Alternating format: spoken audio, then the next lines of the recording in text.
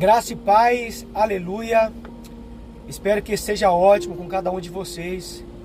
Hoje é 7 de fevereiro de 2024, graças a Deus. E aos pouquinhos os dias estão se passando e vale a pena, analisarmos, examinarmos as nossas condutas, os nossos posicionamentos, as promessas que costumamos fazer, na virada de ano para o cumprimento agora, de 2024, vale muito a pena. Amém? Mas vamos para o que nos interessa neste momento, diante do nosso devocional sobre o plano de leitura, sobre o livro de Efésios. Estamos no capítulo 4, versículo 7 ao 11, Ainda, sobre esta mesma palavra que a gente não concluímos ontem, então vamos, continuar nela, a qual nós iremos falar sobre as 4 pessoas que o Senhor deixou especificamente na igreja diante daquilo a qual foi chamado, tá bom? E a palavra do Senhor, capítulo 4, versículo 7, diz assim: e a cada um de nós foi concedida a graça, conforme a medida repartida por Cristo. Por isso é que foi dito, quando ele subiu em triunfo às alturas, levou cativo muitos prisioneiros e deu dons, aleluia, aos homens. Que significa, ele subiu, senão que também descerá às profundezas da terra. Veja bem, aquele que desceu é o mesmo que subiu, acima de todos os céus, a fim de encher todas, todas as coisas. E ele designou alguns para apóstolos, outros para profetas, outros para evangelistas e outros pastores e mestres. Aleluia, glória a Deus. Como já havia falado, iremos falar sobre os 4 grupos de pessoas que Deus colocou na igreja. Vejamos então, começando pelo apóstolos, Esse termo significa alguém que foi enviado com uma comissão. Meu Deus, eu creio. Jesus tinha muitos discípulos, mas escolheu 12 apóstolos. Mateus 10, 1. O discípulo é um seguidor ou aprendiz, mas o apóstolo é um representante nomeado por Deus. Os apóstolos deveriam dar testemunho da ressurreição. Aleluia, eu creio. Os apóstolos, eles deveriam dar testemunho da ressurreição. Atos, capítulo 1, 15. De modo que precisavam ser homens que haviam visto, aleluia, que haviam visto o Cristo ressurreto pessoalmente. 1 Coríntios, capítulo 9, versículo 1. Hoje em dia, não existe mais apóstolo no sentido mais estrito do termo no Novo Testamento. Esses homens ajudaram a lançar os alicerces da igreja.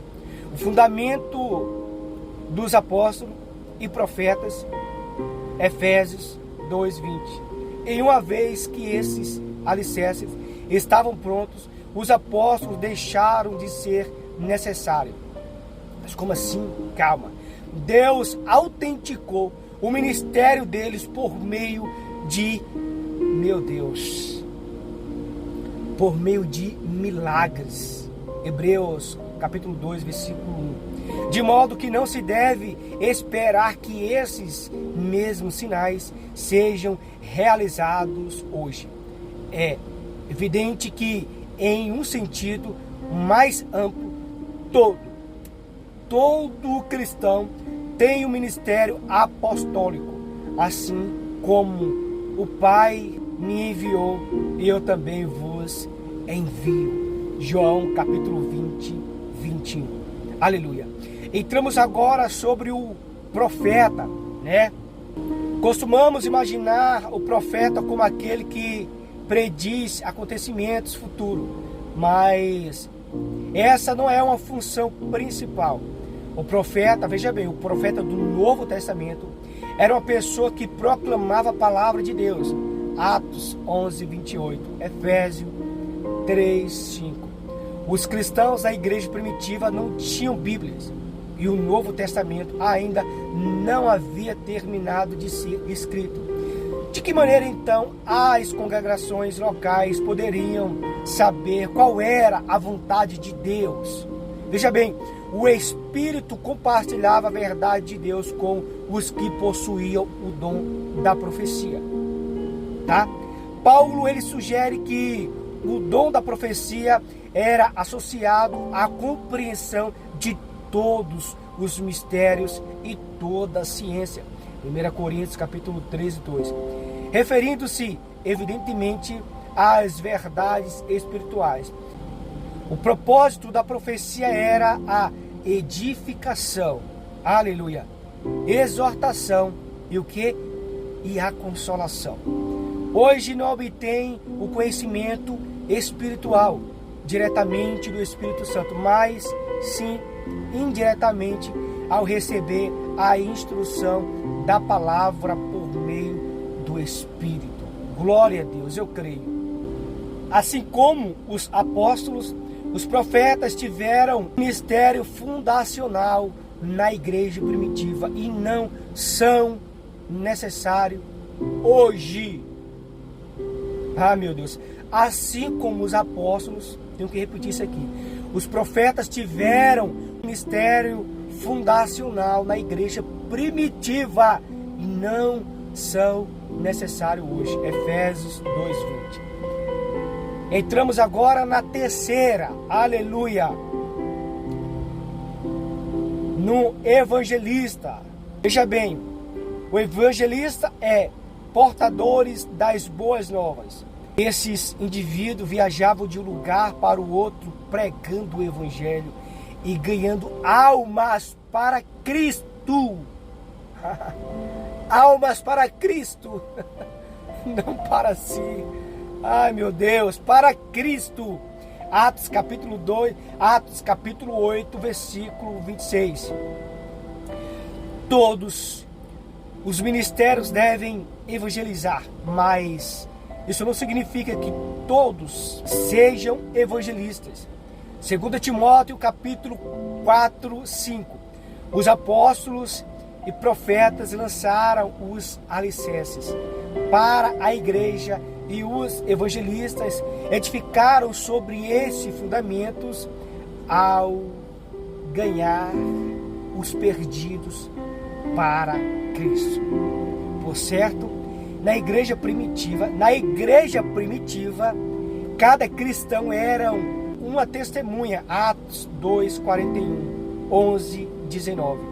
Como também devemos ser hoje. Porém, continuam existindo pessoas que possuem o dom de evangelizar. O fato de um cristão não possuir esse dom não é desculpa para a falta de interesse pela alma dos perdidos e pela negligência do testemunho. A quarta e a última, pastores e mestres. Aleluia. Pastores e mestres. O fato de o pronome outros não ser repetido entre esses dois termos indica que se trata de um único cargo com dois ministérios. Pois veja bem, a designação pastor dá a entender que a congregação local é um rebanho de ovelhas. Atos 20, 28. E que é responsabilidade desse ministério alimentar e conduzir rebanho. 1 Coríntios capítulo 5, 1. Em que o presbítero é outro nome para pastor. Ele o faz por meio da palavra de Deus, o alimento que nutre as ovelhas. A palavra é a vara que guia e que disciplina a ação e provisão para a igreja local, e não a entretenimento, comunhão ou qualquer outra atividade religiosa que possa tomar seu lugar. Tá bom? Deus lhe abençoe em um nome do Senhor Jesus Cristo. Espero que você tenha aprendido, né? Amanhã, se assim Deus nos permitir, estaremos de volta, tá bom? Deus lhe abençoe em um nome do Senhor Jesus Cristo.